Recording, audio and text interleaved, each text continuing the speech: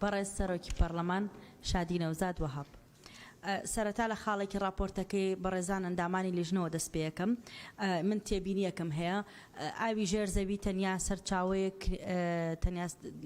تەنیا خاوەنی حکوومەت نییە، بەڵکو ئەوەندەی کە دەوڵەت خاوەنداری ئاوی ژێرزەویەکە ئەوەندەش نەوەکانی داهاتوومان ئێمە بەرپرسیارین لەوان، چونکە وەک کاک جەمال ئاماژەی پێدا ڕۆژگارێک چاوەڕێمانە کە شەڕ لەسەر ئاو هەڵەگیرسێ و هەموو ململانەکان دەبنەوە ململانێ لەسەر ئەو بڕێکە هەیە. بۆیە من پێم باشە بۆی شادی خان ئەو حاڵەتە پەیوەندی بە ئەوە، یعنی یەکێک لە ئەندامانی بەڕێزی پەرلەمان حادیسەیەکی لێ قەوماوە، بۆیە ڕەفیقەکانمان ئەچنە دەرەوە، ینی بۆی دواتر بە جۆرێکتر کەس و کاری یەکێک لە ئەندامانی بەڕێزی پەرلەمان چۆتە دەرەوە خۆشی فەرموو شادی خان بەردەوام بە، یعنی شتێکی دیاریکراو نییە ئەو چوونە دەرەوەی پەیوەندی بە حاڵەتێکەوەی فەرموون بە هیوای سەلامەتی بۆ هەموو ئینشاءالله سەلامەت بە هیوای سەلامەتی.